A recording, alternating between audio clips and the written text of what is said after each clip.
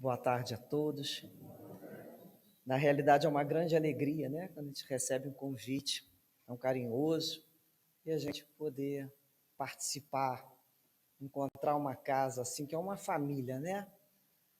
Onde estamos vendo tantos corações que estão juntos aí, trabalhando com a casa, trabalhando com Jesus, com os pensamentos. Isso é muito gratificante dentro da doutrina espírita.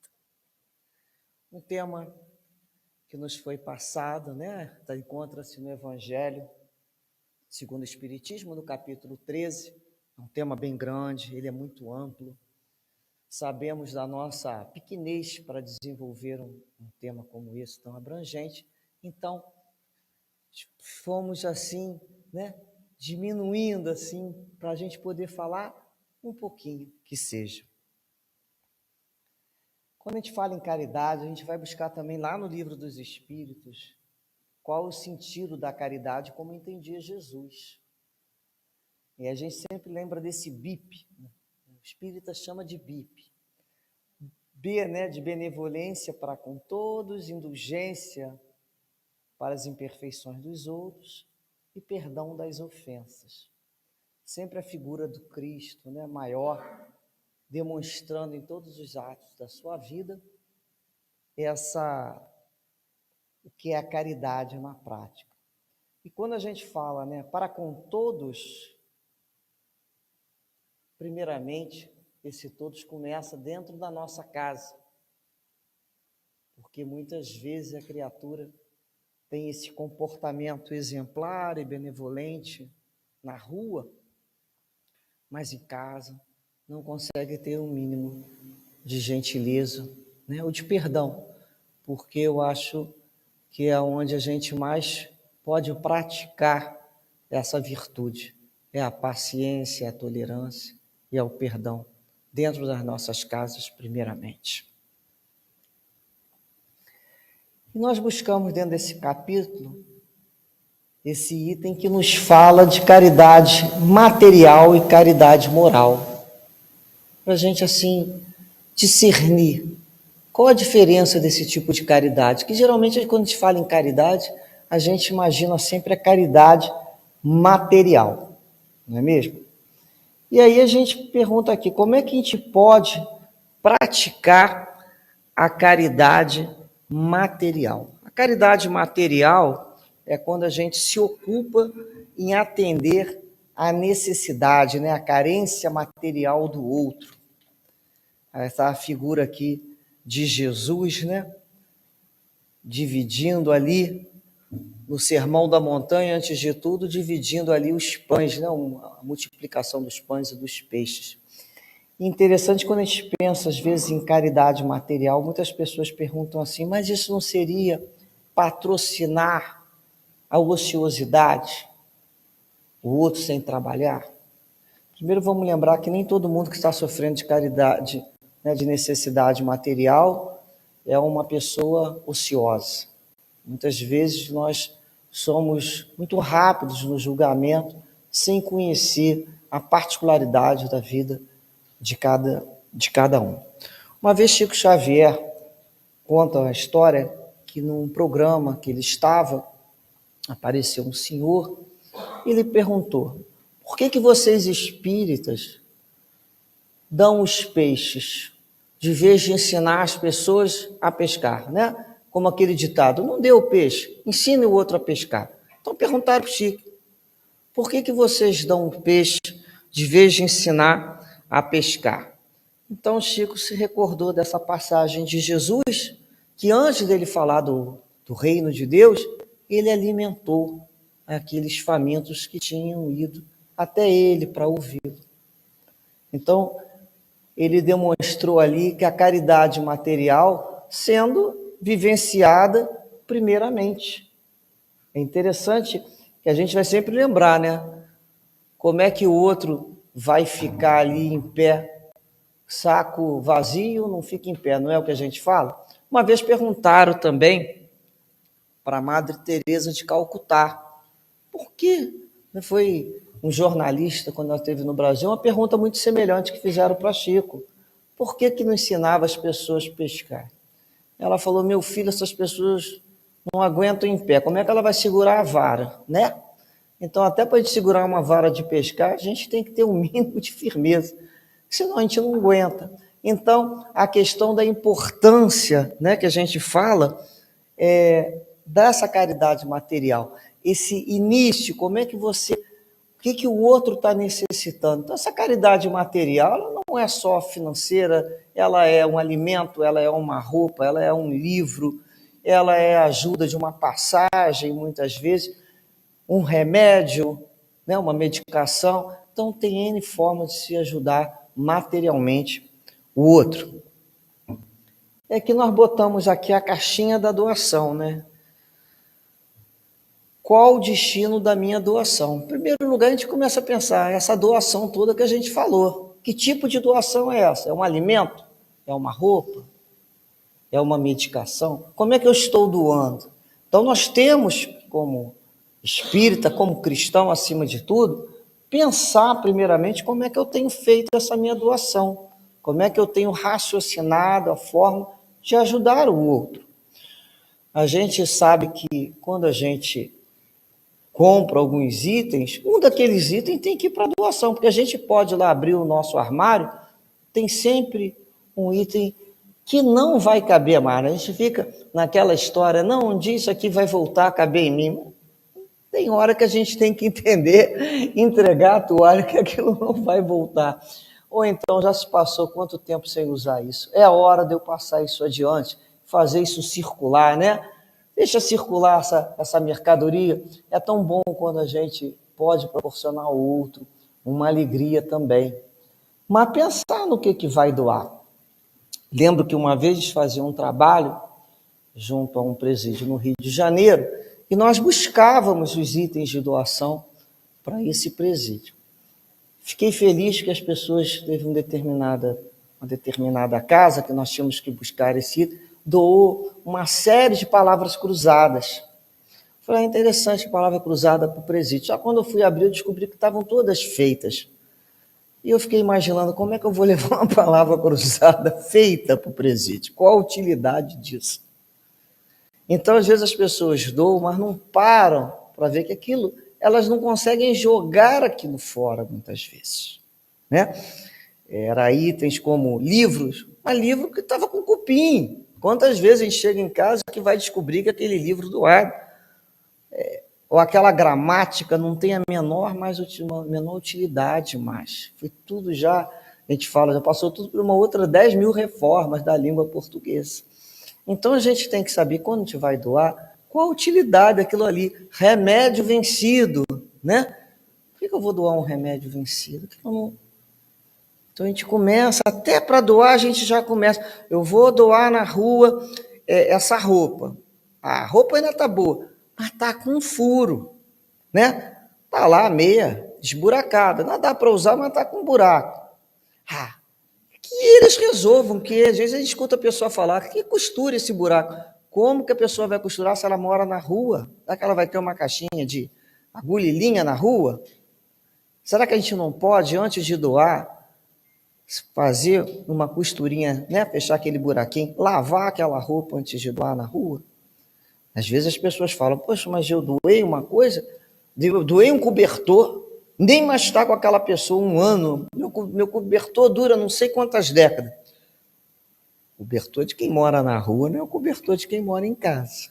Então a gente tem que começar a entender que os hábitos de higiene, de moradia, são completamente diferentes.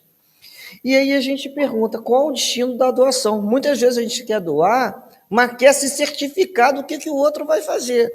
Olha, eu vou te doar isso aqui, mas olha bem, você toma cuidado com isso. Eu tenho esse vestido, né, há 20 anos.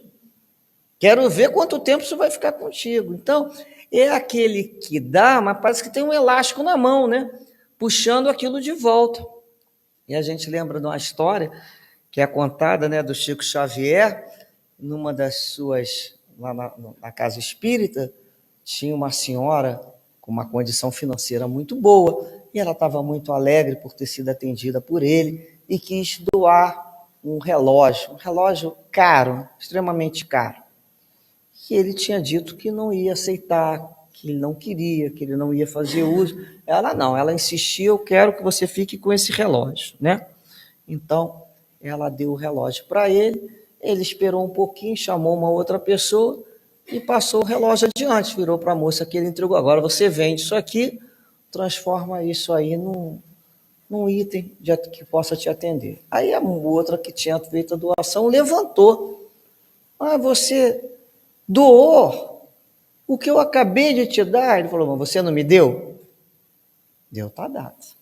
Não é? Então, muitas vezes a gente quer doar, mas quer fazer ali uma condição. Eu vou te doar, mas você não vende isso para ninguém, não. Eu vou te doar, mas você não passa isso adiante. Então, a gente não deu. O que o outro vai fazer com a minha doação não é mais problema meu. Então, isso que a gente tem que começar a entender. Eu estou doando, eu não estou emprestando. Então, eu não posso colocar ali, que a gente chama cláusula, né, de condição, para o outro que vai receber aquele bem doado. Então, eu tenho cuidado com o que eu vou doar e eu tenho também que aprender a me desapegar daquilo ali. É lógico, se a gente está na rua e vê uma criatura numa situação próximo, né, de um lugar, de um bar, e a pessoa está ali com uma expressão de alcoolismo, se você não quer dar o dinheiro, você está certo, mas nada impede que você dê um alimento, que você compre ali um alimento e dê um sanduíche para aquela pessoa ali. Ah, mas se ela vendeu o sanduíche, aí também é proibido adivinhar, né? Aí também a gente vai ficar doido tentando adivinhar o que cada um pode fazer. Ah, fulano pede na porta da farmácia, depois volta na farmácia e vende aquilo. Mas aí são os profissionais. Os profissionais, a gente não é profissional em doação e quer tentar entender o profissional que recebe. Então a gente começa a compreender que a nossa parte é a nossa consciência. Quantas vezes a espiritualidade direciona uma pessoa na nossa direção para vir pedir ajuda? Tem um montão de gente, a pessoa vem na nossa direção. Tem o endereço certo para pedir. E aí é com a gente mesmo. Tem dia que a gente pode, tem dia que a gente não pode. Mas quando a gente fizer, que faça com desapego, com desprendimento e com todo carinho. Não é? Depois nós botamos aqui a diferença entre a esmola e a caridade. Por quê? Porque muitas pessoas confundem, né? E acabam dizendo que a caridade ela é uma esmola. Lembrando de caridade, que fala assim, é uma esmola. Mas existe uma grande diferença. Então tem lá aquela esmola humilhante, que a criatura joga lá aquela moeda de qualquer maneira em cima do outro, meio irritado, para se ver livre muitas vezes do outro que está pedindo, e tem aquela forma que você atende materialmente, está aqui a figura do Chico, né? Atende materialmente a pessoa, mas não humilha. Então nos cabe aprender a fazer isso. A pessoa que está na situação de pedir, ela já está vivenciando uma experiência reencarnatória para trabalhar a humildade. Não é uma prova fácil. Olha, quantas vezes nós tivemos que pedir, né? Todos nós já passamos, pedir um favor para alguém. Não é fácil. Muitas vezes aquela pessoa que é ríspida, a gente já chega assim com receio até de abrir a boca. Então, quando a gente está precisando do favor daquela pessoa, a gente já se preocupa como é que ela vai nos responder. Porque tem gente que abre a boca, a gente já se sente assim pequenininho. Então, quando a gente vai oferecer essa ajuda, a gente passa também a ter esse cuidado, para que aquilo não seja humilhante. Se a pessoa já está vivendo aquela situação de trabalhar a humildade, ela vai ter difícil.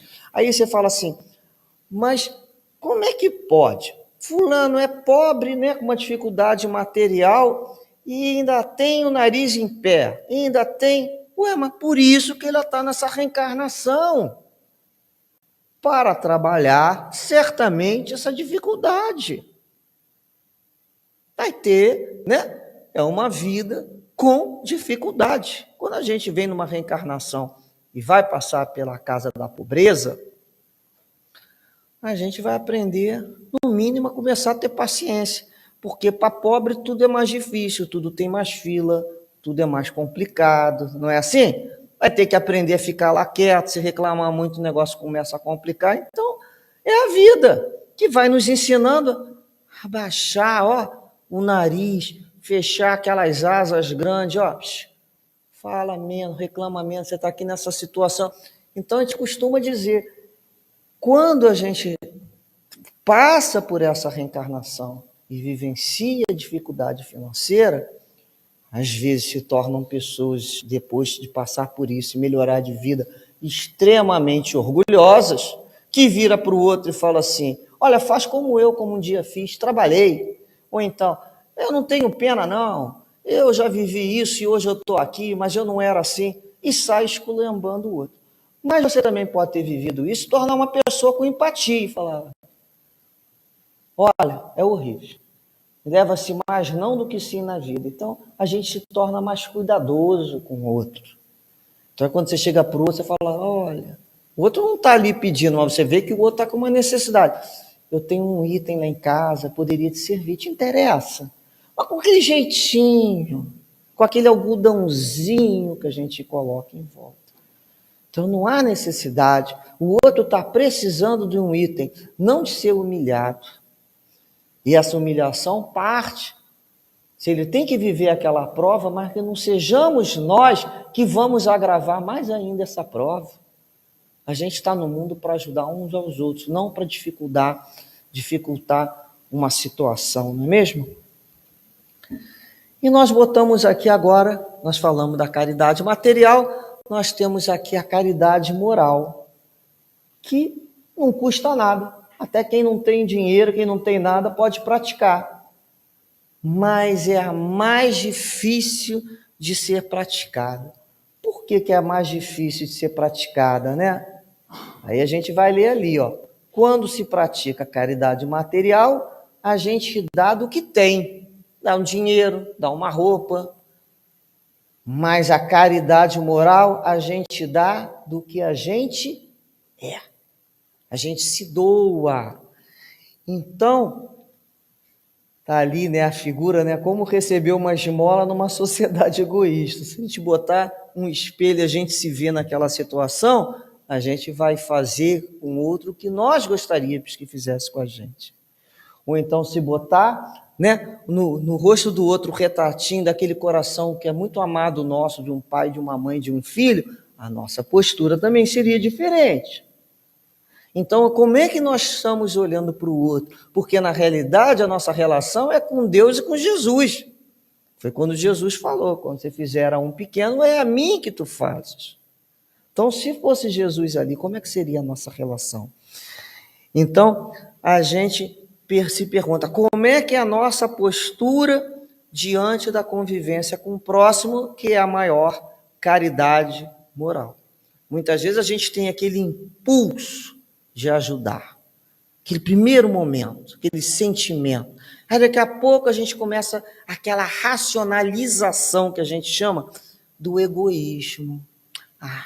Eu já tenho tanto problema, não vou nem olhar, vou virar o rosto, porque aí eu não olhando, fulano não encara os olhos comigo, fica melhor. Então é aquela hora que você vira, de vez de dar uma ajuda, você dá as suas costas. Eu vou arranjar problema? Eu já tenho problema. Eu vou arranjar problema com o outro, mas nem sempre, né? O que o outro está precisando, principalmente a caridade moral, é o dinheiro. Mas a gente foge até para não ter que dar bom dia, porque a gente está atrasado e não quer que o outro nos atrapalhe naquele momento. Eu estou pensando, não quero perder o fio do meu pensamento. Chega a esse ponto o egoísmo, da gente não conseguir se doar ao outro um sorriso, um bom dia com verdade. E muitas vezes você fala, oi, tudo bem, mas não quero saber se você está bem ou deixa de estar bem, é só um protocolo que eu falei. E a gente sai caminhando apressado, esquecendo que ali estaria um fluido, né? Um retorno a cada nossos corações de bênção, Ali que estão as bênçãos maiores, os fluidos que nos abençoam. Então, é quando a gente procura nessa caridade moral, né, o outro, é quando a gente lembra do aniversário de uma pessoa e dá um telefonema. Ah, fulano deve ter um montão de gente ligando. Não tem não, gente. Tem muita gente ligando quando se sente adolescente. Depois não tem mais ninguém ligando, cada vez vai escasseando mais. Às vezes a pessoa passa o aniversário, ninguém liga. Pelo menos uma ligação. Olha que coisa, olha que carinho. Visitar um companheiro, uma pessoa que está no hospital. Visitar uma pessoa que está em casa acamada. Dar um pouquinho de... Isso é caridade. Então não há uma única maneira, né? É quando a gente chega perto do outro e escuta. Aprende a escutar, deixar o outro falar, né, das dificuldades dele, colocar para fora. Isso é uma caridade que a gente chama caridade moral. Às vezes a gente fala assim, eu vou me economizar. Não tem gente que fala isso? Eu vou me economizar. Mas Jesus, né, nos ensinou que a gente veio ao mundo para se doar. A gente veio para se gastar. A gente vai ter que deixar um pedaço nosso em cada pessoa. Então esse é o objetivo, é a nossa doação. Então a gente não veio aqui, às vezes a gente tem escutado muitos falar, né? Eu vou me economizar, eu não vou entrar nessa situação. Mas na realidade a gente veio para se doar, porque Jesus se doou inteiro. E é um passo de cada vez, isso tudo é um processo. A gente chama de processo porque é um degrauzinho de cada vez. Primeiro momento, a gente vê alguém pedindo, a gente já fala lá um nome para espantar a pessoa de perto da gente, se pudesse jogava uma pedra, aí depois um passo mais a gente já fala não, rispidamente, depois a gente chega perto do outro e passa ali um sabão. Quantas vezes na rua alguém pede, chega uma outra pessoa e fala, você não devia estar pedindo não, você devia estar lá trabalhando, pedindo uma roupa para lá, e vai falando, como se aquela criatura, se pedisse naquele momento, aquela criatura fosse dar algum serviço. Muitas vezes não vai dar. A gente não conhece aquela história, né? E depois, num outro momento, começa a dar as coisas nesse processo para aparecer. Depois dá para negociar com Deus. Deus, eu estou dando com essa mão, mas você me ajuda com a outra. É aquilo que a gente chama aquela barganha, né? Outro momento é para amenizar a consciência, que a consciência está muito pesada, aí pega e dá alguma coisa para alguém. Em outros momentos dá para não jogar no lixo. Olha quantos degraus, né? Depois a pessoa começa a dar por disciplina, depois ela começa a dar porque ela começa a se conscientizar que ela precisa participar desse processo social. A gente estuda, aí a gente vai se conscientizando da gente nesse processo encarnatório, depois a criatura começa a doar, que a gente fala, já está operacionalizando, né? Já está colocando em prática as lições de Jesus. Já como é que é diferente? Primeiro a gente estuda, se sensibiliza um pouquinho, mas nem se move. Depois a gente se conscientiza, aí fala, é comigo essa história. Depois a gente operacionaliza, é quando aquele conhecimento sai, que a gente chama na prática, né? A gente começa a ser participante da obra de Deus, já começa a ter essa vontade de ser esse participante. O objetivo da reencarnação. A gente está aqui no mundo. O que eu estou fazendo aqui? Se eu não sirvo, né? Aquela história, eu estou vivendo, mas eu não estou servindo, o que eu estou fazendo aqui? O que é essa vida do momento que eu não sirvo para ninguém, para fazer nada? E às vezes a gente fala assim, fulano só lembra de mim para pedir alguma coisa. Fulano e ciclano só lembra de mim quando está necessitado de algo. A gente devia falar assim, graças a Deus, estão lembrando de mim como uma pessoa que serve. Já nos lembraram da gente com tanta coisa ruim, quando era para coisa ruim, agora estão lembrando da gente para uma coisa boa, que é o serviço. Então ele não me vê como escravo, não. Graças a Deus, me vê como um servidor, porque a gente está trabalhando já, a gente está lembrando de Jesus e trabalhando em nome de Jesus. Porque dentro da gente talvez não tenha esse impulso. Mas quando a gente lembra de Jesus, Eu já estou fazendo em nome de Jesus. Um dia eu vou fazer em meu próprio nome. Um dia eu vou ser um espírito evoluído que eu já vou ter. Mas por enquanto eu faço em nome do Cristo, o que eu ainda não consigo fazer em meu nome. Então a gente depois vai para o outro degrau, que eu já me vejo como irmão e me sinto feliz. Vocês querem ver uma coisa? Em países de primeiro mundo, em que não há essa dificuldade material, que muito daquelas pessoas se associam a grupos para fazer ajuda nos países mais pobres, vão ajudar lá o grupo da Ararinha Azul, não é? Vão encontrar alguma coisa para fazer em outro país. Por quê? Porque é uma necessidade do espírito em participar. Mesmo que ele não tenha condições, no país dele não tem essa necessidade, ele vai buscar ser útil. Às vezes a pessoa encontra na rua alguém pedindo alguma coisa, vai lá e dá aquele alimento de qualquer maneira. Estava uma vez conversando num grupo com um amigo e ele falou assim, hoje eu fiz uma coisa diferente sobre essa questão da doação. Achei muito interessante. Ele falou assim, eu vi que eu levei a pessoa na lanchonete, eu paguei o lanche, e antes eu virava as costas e ia embora. Hoje eu fiquei com ele conversando.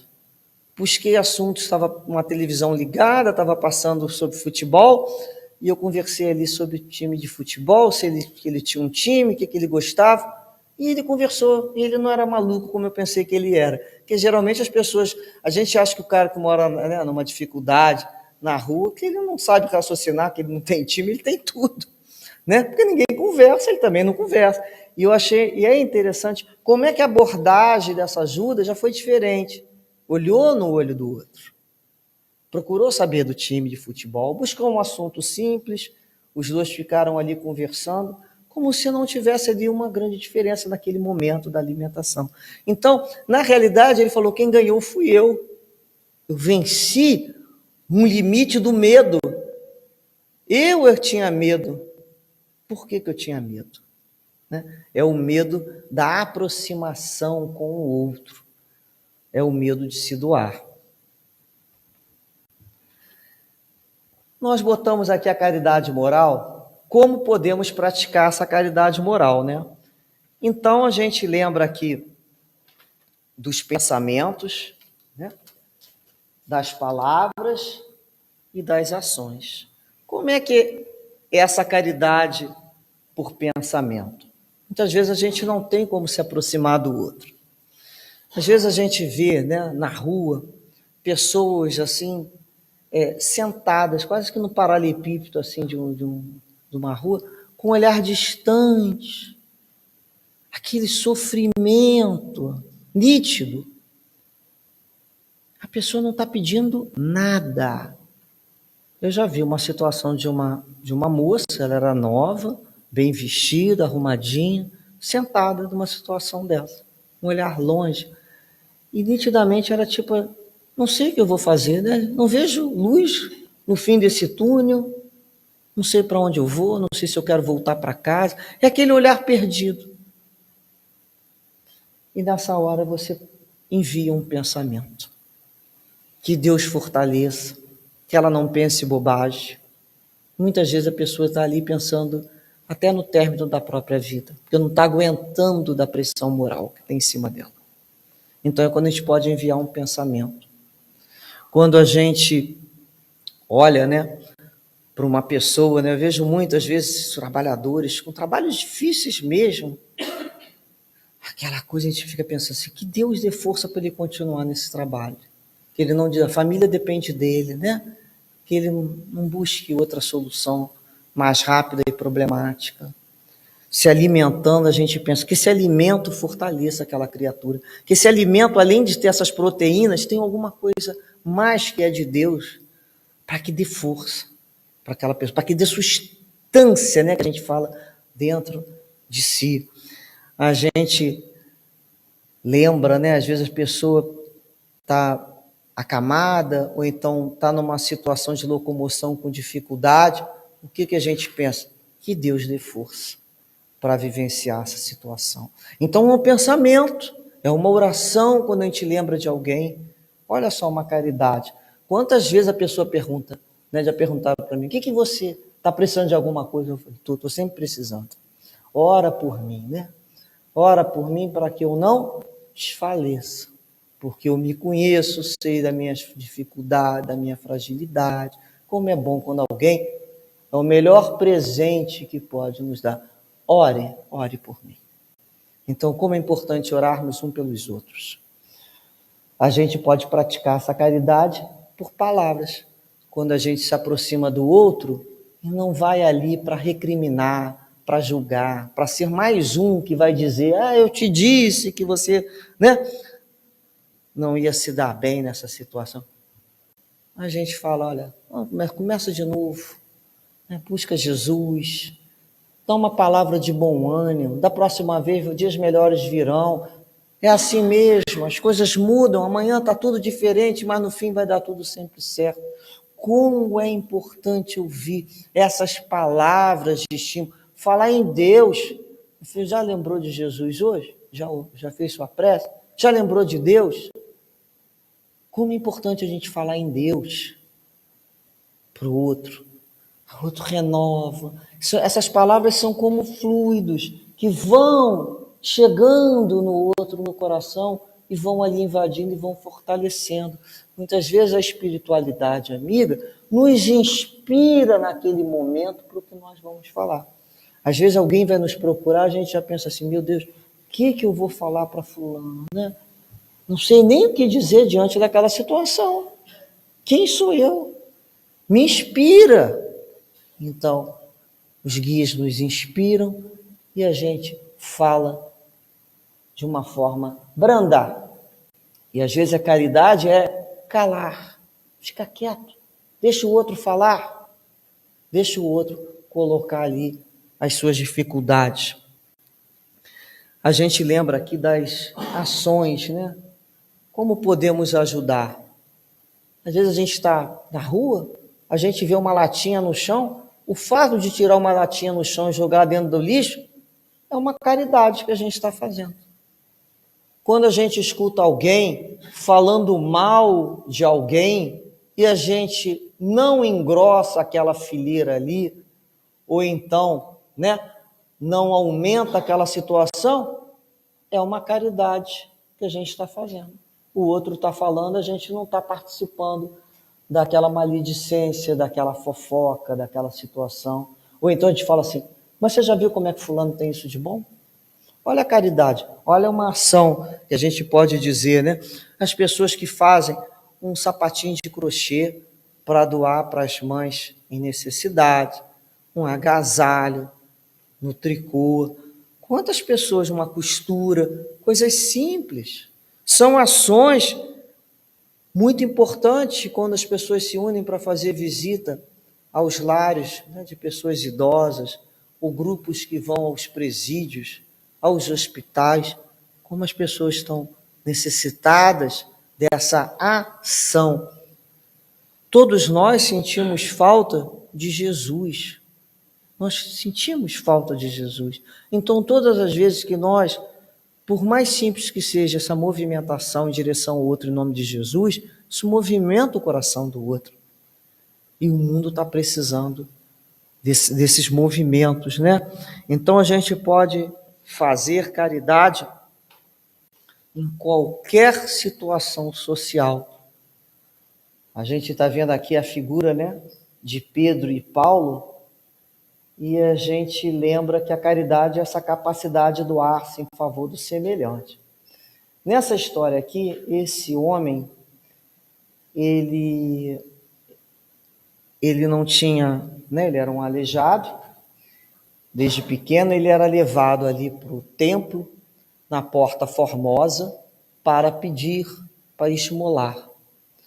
E quando ele viu Pedro e Paulo se aproximando, ele pediu a esmola. E Pedro olhou para ele e falou, olhe-me, né? E disse, não tenho prata nem ouro, mas o que eu tenho, isso te dou. Olha que coisa. Em nome de Jesus Cristo Nazareno, levanta-te e anda. Então, o Pedro ali deu o quê? Deu do fluido dele.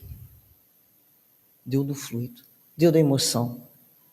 Nós podemos, não estamos falando que nós vamos ter esse fluido, mas nós podemos ter o pensamento para que o outro consiga se levantar daquela situação, do desespero, da rebeldia. Então, quando a gente lembra, Pedro e Paulo não tinham moeda, mas o que tinha, eles deram e deram com o seu coração. E a gente lembra, né, que o cristão, ele vai aprendendo cada vez mais espiritualizar a sua oferenda.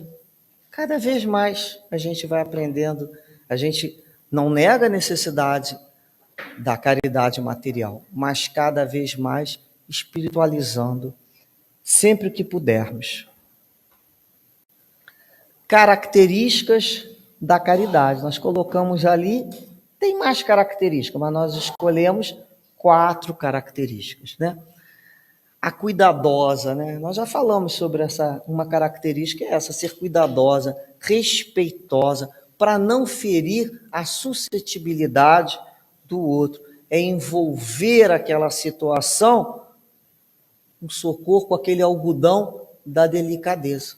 Tudo a gente pode fazer esse envolvimento, né? Então a gente lembra que o outro precisa da minha ajuda, mas não precisa que eu, para oferecer essa ajuda, o humilhe. Então ela tem que ser cuidadosa. Cada vez nós somos mais cuidadosos com o outro, né? A gente precisa ter o coração com a piedade. Tem uma história, quem conta é Hermínio Miranda, num dos seus livros, em que um espírito, ele era socorrido numa das reuniões, né, desobsessão, e ele chegava lá muito revoltado. Ele era um espírito que era o líder de uma falange que estava ali para destruir realmente o trabalho daquela casa espírita, daquelas reuniões mediúnicas. E ele ia toda semana, e ele saía dali cada vez mais com o seu intento de destruir a casa. Passou-se uma semana, uma das trabalhadoras, a médium, recebe em sua casa um rapaz que ali pede um emprego, pede ali um serviço, que ele está muito necessitado. E aí ela olha para ele naquela situação, viu que tocou o coração dela, ela falou, eu tenho realmente um problema aqui no meu chuveiro, você podia me ajudar? Eu olhei aqui a parte elétrica do chuveiro, liberou a casa para ele entrar, e ele arrumou o chuveiro dela, e depois, ela, na hora de pagar, ela o remunerou bastante, né, de uma forma assim, bem generosa. E o rapaz perguntou, não tem um supermercado aqui perto? Ela explicou onde era o supermercado, e ele falou, porque lá em casa está faltando os gêneros de necessidade. E encaminhou-se para o supermercado com aquele dinheiro que ela lhe deu, e ela falou, olha, no outro mês você passa aqui que podemos arranjar um outro serviço para você. Bem, passou-se umas semanas, aquele mesmo espírito incorporou novamente um outro médium, chorando, né? A postura dele já era outra, já não era mais aquele espírito agressivo, chorando e dizendo que há pouco tempo o filho dele, que aquele rapaz era um filho dele, uma necessidade, buscou uma daqueles trabalhadores da mesa e foi atendido e foi socorrido. E ele estava ali dizendo assim, a partir de agora, né, está aí meu coração em cima da mesa, faça dele o que vocês quiserem. Para alguém chegar e falar, meu coração está em cima da mesa, faça o que vocês quiserem, é porque você rompeu, né, a última linha, você ajudou o meu filho amado e querido. A outra característica é da caridade ser espontânea, Ou seja, o outro não precisa se expor.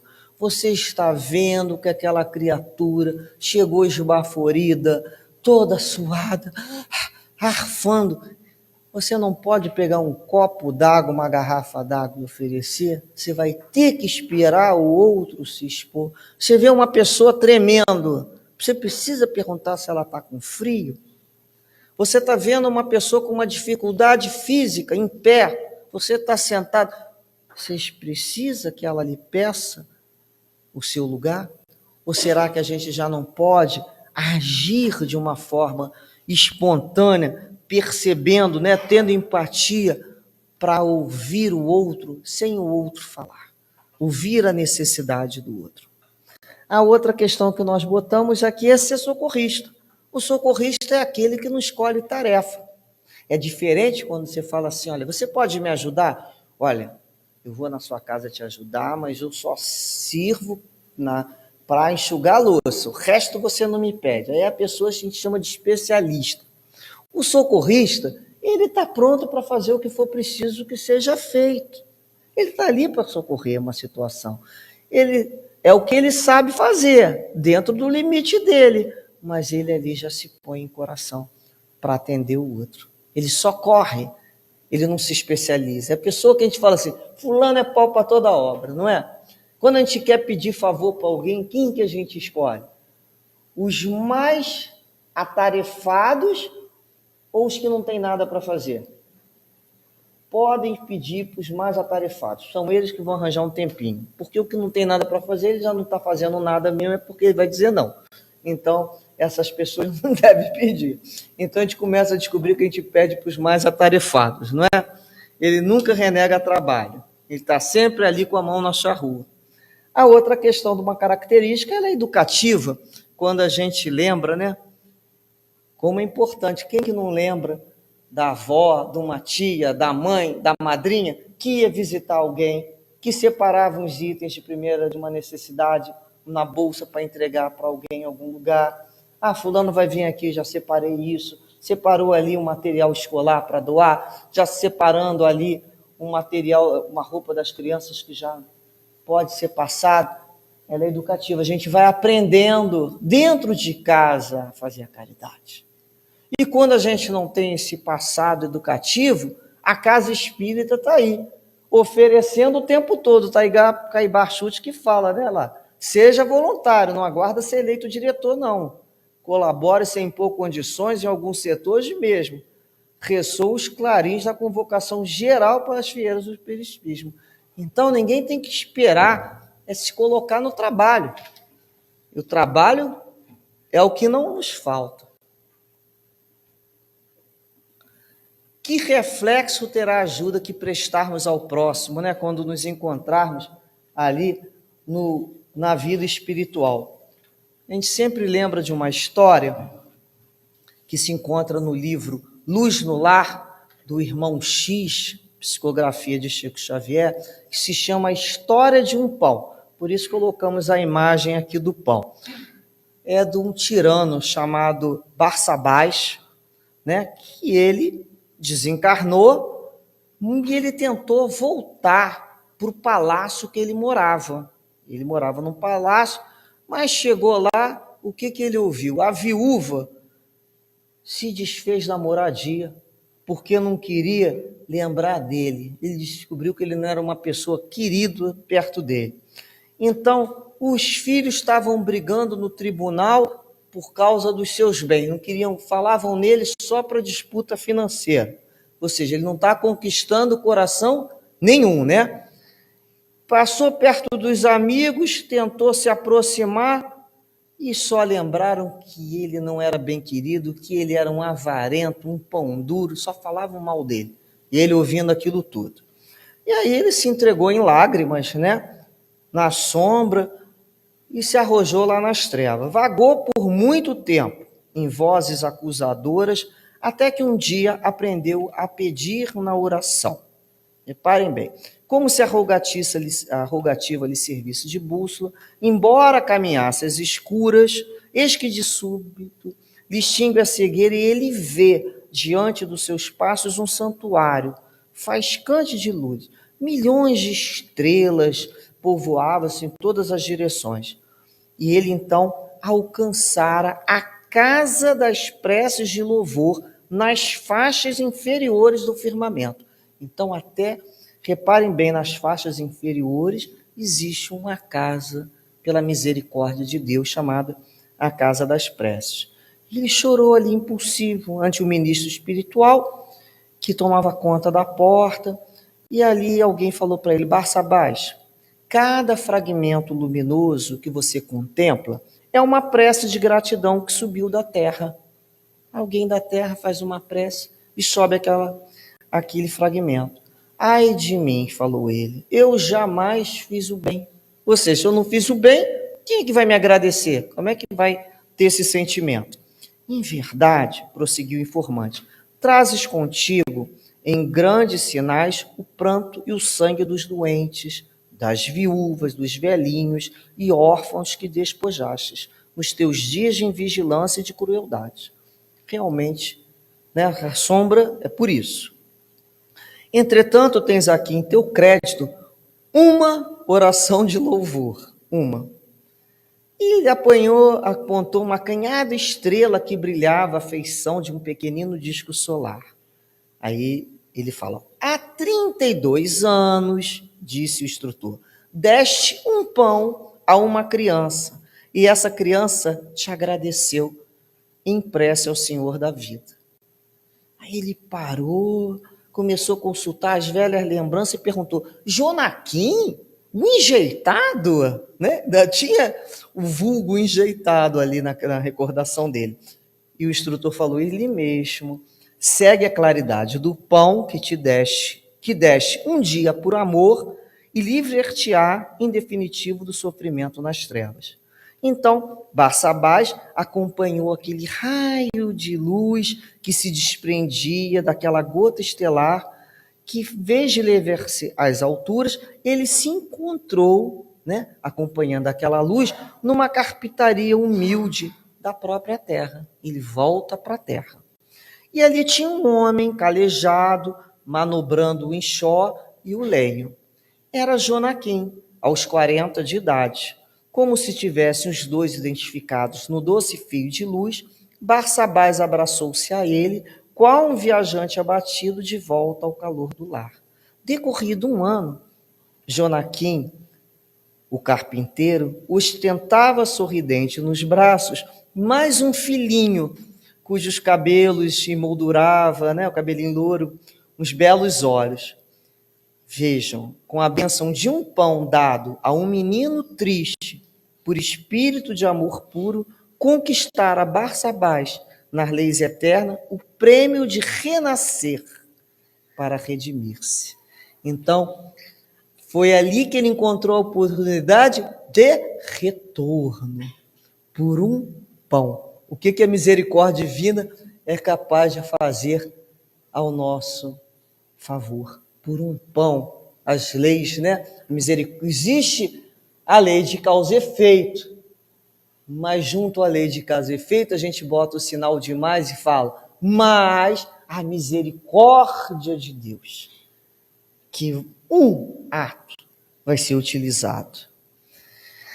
E diante, né, assim, dessa história, a gente poderia todo dia se perguntar, né, levantar: Senhor, o que esperas de mim no dia de hoje?